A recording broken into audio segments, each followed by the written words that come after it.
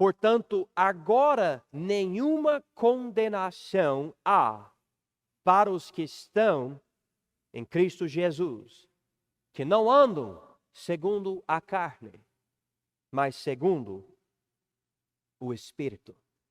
Olha aqui, irmãos, essas palavras. Agora nenhuma condenação há para os que estão em Cristo Jesus.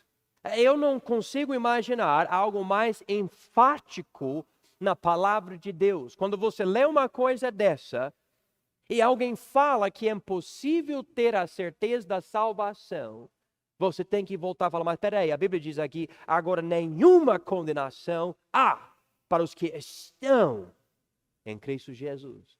Amém? É isso mesmo. Não há condenação para mim, não há condenação para você, nós que estamos em Cristo Jesus. Em outras palavras, nós que já recebemos Jesus como o nosso Salvador. Sim, Paulo continua aqui em Romanos 8, lidando com a nossa salvação. E para eu poder entrar nesse capítulo daqui, nós vamos ter que dar uma revisão aqui de algumas coisas que já vimos em Romanos capítulos 1 a 7, sem ler tudo, claro, porque nós precisamos de uma certa base mental para nós podermos entender as coisas que ele vai enfatizar aqui em Romanos 8. Para simplificar, eu quero dizer para vocês hoje à noite que a salvação bíblica vem em duas partes, ou é composta de duas coisas. A primeira parte é a parte judicial, e a segunda parte da salvação é a parte espiritual, ok? A parte judicial da salvação e a parte espiritual da salvação. Quando nós falamos da parte judicial, estamos falando sobre justiça. Quando você pensa sobre juiz e advogado e lei e criminoso, etc. Essa ideia se encaixa dentro da palavra judicial. E a nossa salvação tem isso como uma boa parte dela. Uma parte judicial. Eu fui condenado pelo meu pecado. Jesus tomou sobre si o meu pecado, morrendo por mim, em meu lugar, e agora, judicialmente, eu fiquei justificado diante de Deus, e eu não preciso passar a eternidade no lago de fogo, porque judicialmente eu estou livre da condenação do meu pecado. Tem outro lado também? O outro lado é espiritual. Essa outra parte é que não somente Deus me livra da condenação, mas também Ele me transforma internamente. Quando eu recebi Jesus como meu Salvador, o Espírito Santo também entrou em mim para me transformar. Eu não sou a mesma pessoa. Eu fui transformado. E não é uma coisa, irmãos, é muito importante entender isso, que eu falo só por ver isto escrito na Bíblia. Eu falo por causa da minha própria experiência. Eu, pelo Espírito Santo de Deus, nasci uma segunda vez. Eu nasci. E se você já recebeu Jesus como seu Salvador, você também já nasceu espiritualmente. E você tem nova vida dentro de si que você não tinha. Então, considerando a salvação bíblica, há duas partes. A parte judicial e a parte espiritual. Quem aqui você pode levantar sua mão e você diz por uma mão levantada, eu sei que aconteceu já na minha vida a parte judicial e a parte espiritual da salvação. Que você pode levantar a mão, por favor? Amém. Em testemunho disso. Amém. A parte judicial é pelo sangue de Jesus que nos justifica diante de Deus. A parte espiritual é pelo Espírito Santo que entra em nós para nos vivificar espiritualmente. A parte judicial nos livra da condenação dos nossos pecados. A parte espiritual nos dá poder contra o pecado. A parte judicial nos dá a vida eterna. A parte espiritual nos dá um novo nascimento. A parte judicial é essencial para escapar à ira de Deus, e a parte espiritual é a garantia que a parte judicial aconteceu. E eu quero as duas partes. E graças a Deus, não há nenhum processo necessário entre a parte judicial e a parte espiritual da nossa salvação. Na hora que você crer em Jesus como seu Salvador pessoal, Ele te salva dos seus pecados pelo sangue dele, Deus te perdoa judicialmente e também te dá o selo disso, que é o Espírito Santo. Ele entra em você para habitar. Mantendo um dedo aqui em Romanos 8, vamos ver isso na Bíblia, em outra passagem. Efésios capítulo 1, por favor. Efésios, e o primeiro capítulo.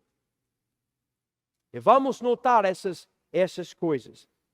Em Efésios capítulo 1, ele fala sobre estar em Cristo.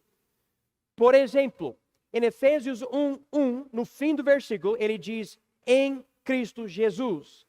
Em Efésios 1:3, no fim do versículo, ele fala em Cristo. Em versículo 4, ele fala nele. Em versículo 6, ele fala no amado. Em versículo 7, ele fala em quem. Em versículo 10, ele diz em Cristo. Em versículo 11, ele fala nele. E daí em versículo 12, ele fala em Cristo. Então ele enfatiza que a salvação é estar em Jesus Cristo. Você estava fora, agora você está dentro do Salvador, dentro do amado, dentro daquele que morreu na cruz por nós. Daí, isso vem quando nós colocarmos a nossa fé nele. Aquele dia que você recebe Jesus como o seu Salvador. Então diz aqui em Efésios 1, versículo 12, com o fim de sermos para louvor da sua glória, nós, os que primeiro esperamos em Cristo. Ok? Então agora, versículo 13. Em quem também vós estáis. Depois, note a palavra depois. Depois que ouvistes a palavra da verdade. Que é o quê? O evangelho da vossa salvação. E tendo nele crido, também crido, fostes selados com o Espírito Santo da promessa. Então ele diz aqui que nós ouvimos a verdade. Qual verdade? O evangelho de Jesus Cristo. O que nós fizemos? Depois de ouvirmos essa verdade do evangelho, nós cremos em Jesus Cristo como o nosso Salvador pessoal. O que aconteceu? Por termos crido em Jesus, nós fomos selados, amém, com o Espírito Santo da promessa. Por que fomos selados por ele? Versículo 14. O qual é o penhor da nossa herança para a redenção da possessão adquirida para louvor da sua glória. Então, o Espírito Santo entrou em mim no dia que eu recebi Jesus como meu Salvador para ser o penhor da minha herança. Agora, precisamos entender a palavra penhor. E muita pessoa não entende essa palavra. Não sei se é usada hoje em dia. Mas a palavra penhor quer dizer garantia. Garantia. Quem não gosta de uma garantia? Você compra carro, você quer uma garantia. Você compra um aparelho e você quer uma garantia. Quando você recebe Jesus, o Espírito Santo, ele vem para habitar em você, e a presença dele, a presença do Espírito Santo na vida do salvo é uma garantia que você vai herder as coisas do salvo. Amém. Você recebeu algo como uma autenticação da sua salvação. Então, você recebeu Jesus e você foi transformado. Você recebeu Jesus, agora você tem o poder do Criador, o poder do Salvador, o poder do Espírito Santo, o Senhor mesmo, dentro de você. Agora, vamos para Efésios capítulo 4, por favor. Efésios 4. E diz aqui, em Efésios 4, versículo 30. E não entristeçais o Espírito Santo de Deus, no qual estáis selados para o dia da redenção. Então, ele está conosco, ele nos selou, ele vai estar conosco até o dia da redenção. E se nós decidirmos fazer algo de errado, ele vai ficar triste, mas ele está dentro de nós.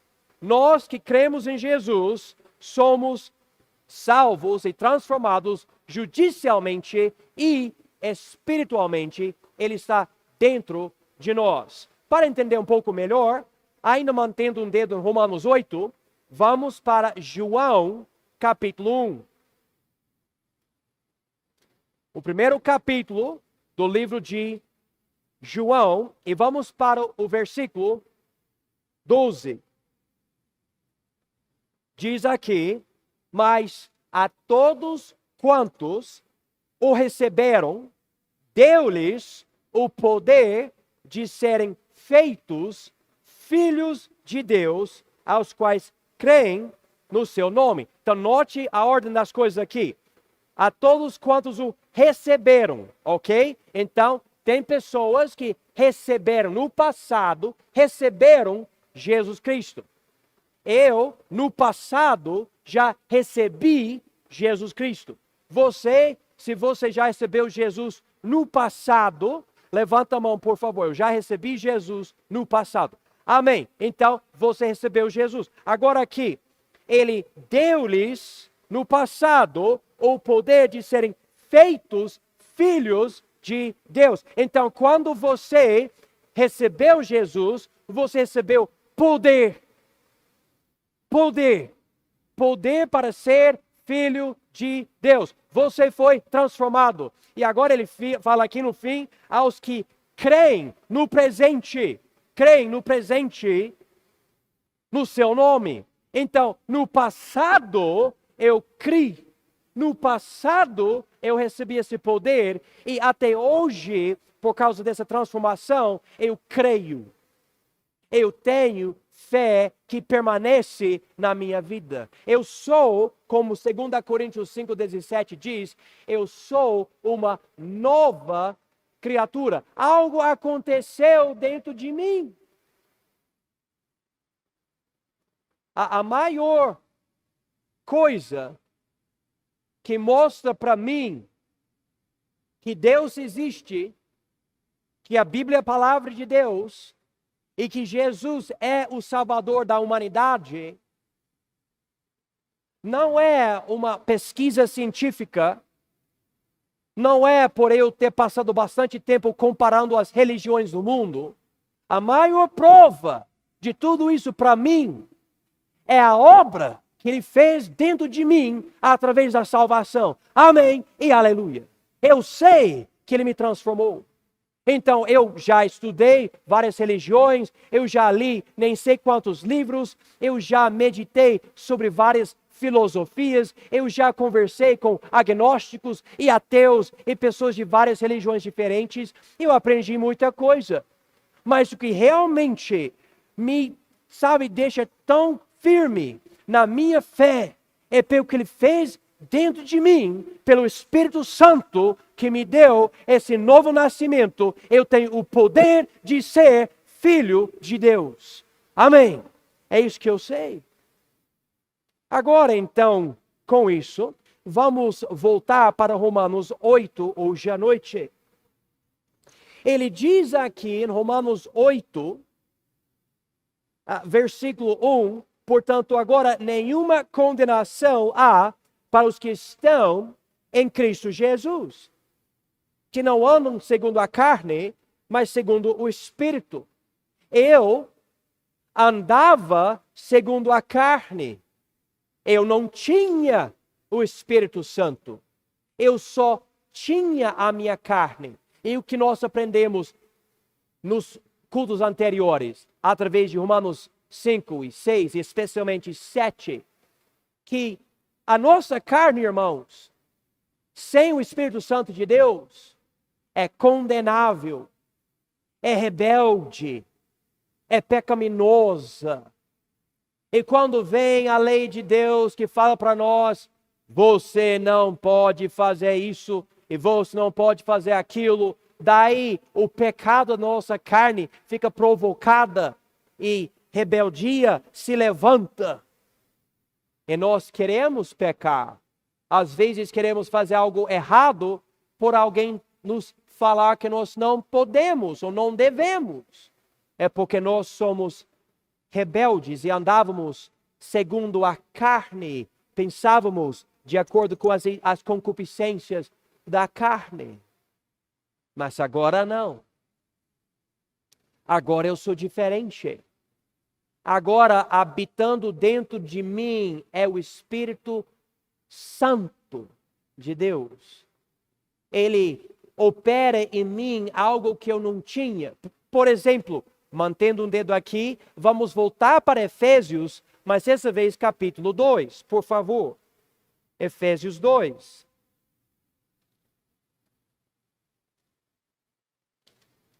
E diz aqui em Efésios 2, versículo 1, e vos vivificou, estando vós mortos em ofensas e pecados. Ele não está falando sobre alguém cujo corpo morreu. É uma pessoa que tem corpo vivo, mas está morto espiritualmente. Pessoa sem o Espírito Santo de Deus. Um não salvo. Mas quando o Espírito Santo entra, ele vivifica a gente.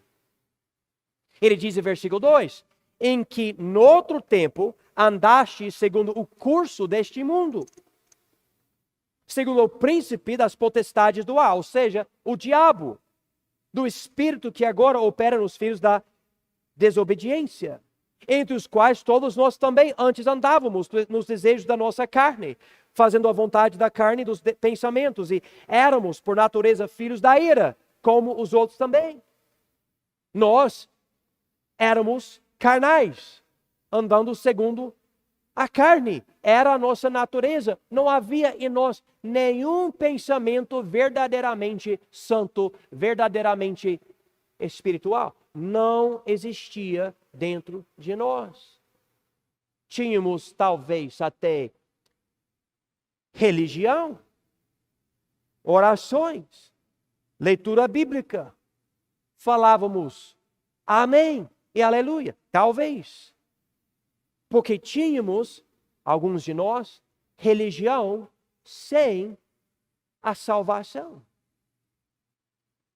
A salvação, porém, irmãos, é algo interno. É uma transformação do seu ser. E preste atenção, não é uma mera decisão. Agora eu vou seguir a Igreja Batista Independente? Não. Agora eu vou ficar firme nos cultos? Não. Agora eu vou ler mais a minha Bíblia? Não, nada disso é salvação. São obras suas. A salvação é judicial, mas também espiritual. E o espiritual vem de Deus. E nós precisamos entender isso. A salvação não é eu pulando para o céu. Não, é Deus vindo do céu para mim aqui na terra, indo para o buraco. Ele me resgata do meu pecado e da minha condenação. Alguém deve dizer amém, irmão. Estou pregando bem. Por favor, me ajude aqui. Essa salvação. Ei, por favor, grita um pouco. Dá uma pula. Dança um pouco. Alguma coisa. Não dança, por favor, não. Mas por favor, fala algo. Eu já vi os memes do pastor aqui. Eu quero ver os memes de vocês pulando e ficando felizes na palavra. Mas é isso mesmo. Amém. Isso. A salvação vem de Deus. É isso que a Bíblia fala. Então, é judicial e é sobrenatural. Você não criou a sua salvação, você não produziu a sua salvação, você não construiu a salvação, você não mereceu a salvação.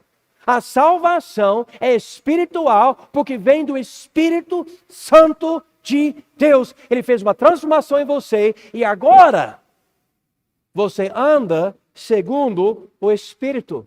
Ele diz aqui em Romanos 8, versículo 1, portanto agora nenhuma condenação há para os que estão em Cristo Jesus, que não andam segundo a carne, mas segundo o Espírito. Você foi transformado. Eu fui transformado. E daí, ele explica umas coisas. Ele fala aqui em versículo 2, porque a lei do Espírito de vida em Cristo Jesus me livrou da lei do pecado e da morte. Paulo está fazendo uma coisa que ele fez anteriormente. Ele fica falando de novas leis, né? Em Romanos 7, versículo 1, ele fala que a lei tem domínio sobre o homem por todo o tempo que vive.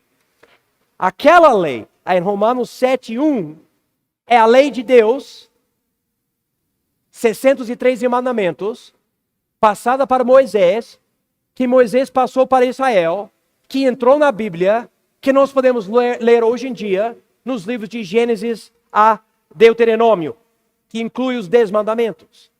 Tá bom. Essa primeira lei que ele menciona no livro, a lei de Moisés, é uma lei permanente, é uma lei constante, é uma lei que não salva, é uma lei que condena.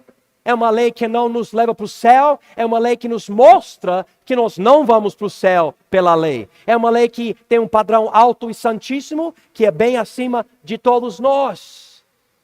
A primeira lei que ele menciona. Daí, em Romanos 8, ele fala sobre a lei do pecado e da morte. Ele fala isso aqui em Romanos 8, versículo 2, diz a lei do pecado e da morte. Mas ele também fala sobre isso no capítulo anterior. Capítulo 7, versículo 21 diz: acho então esta lei em mim, que quando quero fazer o bem, o mal está comigo. Ele fala em versículo 23, mas vejo que nos meus membros outra lei que batalha contra a lei do meu entendimento e me prende debaixo da lei do pecado que está nos meus membros. Então, ele fala da primeira lei, a lei de Moisés, que não para de funcionar, ainda condena a gente até hoje, não é escapável, todos nós somos condenados pela lei de Deus para Moisés. Essa segunda lei é a lei do pecado e da morte. E essa lei é o fato que dentro de mim sempre existe rebeldia, sempre existe pecado. Eu posso até aprender a lei de Moisés, mas enquanto eu aprendo isso e quero até seguir essa outra lei, a lei de Moisés, no meu entendimento, eu tenho a lei do meu pecado e da morte, eu não consigo obedecer 100%.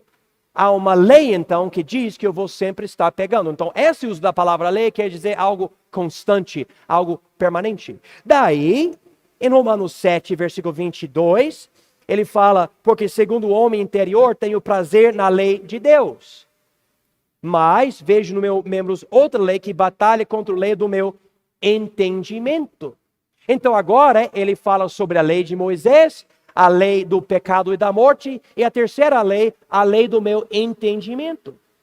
E a lei do meu entendimento é que eu posso pensar e entender a verdade da lei de Deus. Eu posso até desejar obedecer, mas dentro de mim batalha a outra lei do pecado e da morte e eu acabo desobedecendo. Eu vou fazer a pergunta para vocês que eu fiz na semana passada. Quem aqui você queria fazer o certo e ainda pecou? Levanta a mão. Todos nós, especialmente quando você lê a Bíblia, lê a lei de Deus na Bíblia, você vê o certo e você fala, é certo. Mas eu pequei de novo. E muitas vezes o ser humano desiste porque ele não aguenta, porque ele não consegue parar de pecar. Então, são 3 leis diferentes, mas tem uma quarta lei. Vamos chegar aqui novamente em Romanos 8, versículo 2. Porque a lei do Espírito de vida em Cristo Jesus, amém, me livrou da lei do pecado e da morte. Amém e amém. Então o que acontece? Agora algo constante, algo permanente, é uma lei. Eu recebi Jesus Cristo e o Espírito Santo entrou em mim e ele me deu o poder de me livrar do pecado que me corrompe e da morte que me condena. Ou seja, eu não vou perder a minha alma no inferno e também eu tenho poder agora para viver uma vida santificada. Agora, se você é salvo, você não precisa pecar. Cada vez que um salvo peca, ele peca contra o poder sobrenatural que Deus te deu. Cada vez. O não salvo, eu não posso dizer isso sobre o não salvo. O não salvo, ele peca e é o caminho dele. Ele anda segundo a carne. Ele não tem. Às vezes eu ouço crentes reclamando sobre as atitudes do mundo. Irmãos, o mundo é o mundo. O mundo peca. O mundo é rebelde. O mundo é mentiroso. O mundo vai matar. O mundo vai perverter. O mundo vai fazer burrice. Sim, é verdade. Deus não disse para a igreja ir e mudar o mundo. A Bíblia disse para a igreja não reclamar também sobre o mundo. A Bíblia disse para a igreja evangelizar o mundo, para o mundo receber Jesus e ser também transformado pelo Espírito Santo. Amém. É isso mesmo. Por causa disso, precisamos pregar o evangelho, porque o mundo precisa do mesmo poder do Espírito Santo. Então ele diz aqui, em versículo 2, não há nenhuma condenação, porque a lei do Espírito de vida em Cristo Jesus me livrou da lei do pecado e da morte. Então, lembra de Paulo em capítulo 7, versículo 24? Em 7:24 ele disse, miserável homem que eu sou, quem me livrará do corpo desta morte? E eu falei que eu comecei a pular e tudo, e vocês queriam fazer o meio do pastor, lembra disso? Pois é, naquele momento eu queria mostrar a miséria do homem, e eu quero pregar sobre as glórias, mas precisamos entender a miséria. Agora, em capítulo 8, nós saímos da miséria e nós vamos para as glórias da salvação. Irmãos, eu sou salvo, eu sempre vou ser salvo, eu não vou perder a salvação. Sim, é uma vez salvo, salvo para sempre. Não há nenhuma condenação para os que estão em Cristo Jesus, que não andam segundo a carne, mas segundo o Espírito. Eu fui transformado. Eu prego para vocês com toda a alegria e toda a certeza da minha salvação.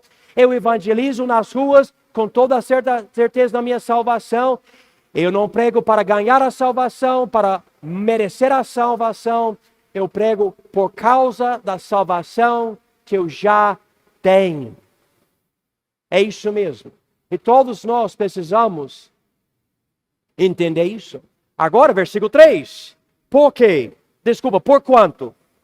O que era impossível à lei, visto como estava enferma pela carne, Deus, enviando o seu Filho em semelhança da carne, do pecado, pelo pecado, que condenou o pecado na carne.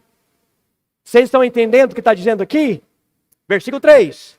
Diz que a lei estava enferma. Ele não diz que a lei estava errada. Ele não diz que a lei é ruim. Ele diz aqui que a lei estava enferma, não por causa da fraqueza da lei, mas por causa da minha fraqueza. Eu não consigo obedecer à lei. eu sou a carne. Então ele diz aqui, porque o que era impossível à lei, ou para a lei, visto como estava enferma pela carne, pelo pastor John. Por causa disso, a salvação não pode ser pela lei de Deus ao Moisés, não pode ser, é impossível, porque a lei está enferma pela nossa carne. Eu nunca vou poder obedecer à lei, então a lei fica fraca. A lei pode falar, mas eu falei para você viver desse jeito. Não importa. A lei pode brigar comigo, mas eu sou falho. A única coisa que a lei pode fazer é me condenar. Não vai poder me salvar. A lei estava enferma pela carne. Então esse é o problema. Então como é que Deus resolveu? Versículo 3 diz, porquanto o que era impossível à lei, visto como estava enferma pela carne, Deus, amém, Deus, enviando o seu Filho em semelhança da carne do pecado, pelo pecado, condenou o pecado na carne. Então Deus disse, eu vejo que o homem é carnal e pecaminoso, incapaz de guardar a lei. Então, eu vou ter que enviar o meu filho para resolver esse problema. E meu filho, ele não vai chegar na terra como um fantasma, ou um espírito, ou um deusinho. Não, ele vai chegar, ele vai nascer de uma virgem, ele vai ser um homem, ele vai ter um corpo, ele vai ter a semelhança do pecado sem ter pecado. Ele vai viver uma vida igual aos homens, e ele vai ser um sacrifício perfeito. Ele vai morrer pelos homens, tomando sobre seus pecados. Então ele diz aqui, Deus enviando o seu Filho em semelhança da carne do pecado. Ficou necessário Jesus vir em semelhança da carne do pecado. As pessoas até achavam que ele era pecador. As pessoas até falavam, esse homem é pecador. Só que ele não era. Veio em semelhança para morrer por nós. E diz aqui, enviando seu Filho em semelhança da carne do pecado, pelo pecado, condenou o pecado da carne. É o pecado que colocou Jesus na cruz, mas por ir para a cruz, ele resolveu o problema do pecado. Então diz aqui, pelo pecado, condenou o pecado na carne. É isso que a Bíblia ensina. Versículo 4, para que a justiça da lei se cumprisse em nós, que não andamos segundo a carne, mas segundo o Espírito. Agora nós fomos transformados e agora nós cremos em Jesus. E o Espírito Santo entra em nós e nós andamos segundo o Espírito. Eu sou falho, eu sou pecador, mas agora eu consigo cumprir a justiça porque eu tenho o poder suficiente para cumprir. Esse poder vem de quem? Do Espírito Santo. Antes de ser salvo é impossível. Depois de ser salvo é totalmente possível. Você e eu não precisamos pecar. Nós não devemos usar desculpas e continuar no pecado. Nós temos o Espírito Santo de Deus. Ele diz aqui, em versículo 5, porque os que são segundo a carne, inclinam-se para as coisas da carne. Mas os que são segundo o Espírito, para as coisas do Espírito. Porque a inclinação da carne é morte. Mas a inclinação do Espírito é vida e paz. Em outras palavras, a direção do homem sem o Espírito é o pecado que leva para a morte. O salário do pecado é a morte. Mas a inclinação do Espírito é algo diferente e leva para a vida e paz. Note que versículo 7. Porquanto a inclinação da carne é inimizade, ou seja, rebeldia contra Deus, pois não é sujeita à lei de Deus, nem em verdade o pode ser. Nós estamos vendo então uma grande distinção entre o não salvo e o salvo. Minha pergunta para você é: você já foi salvo, tendo a parte judicial e a parte espiritual?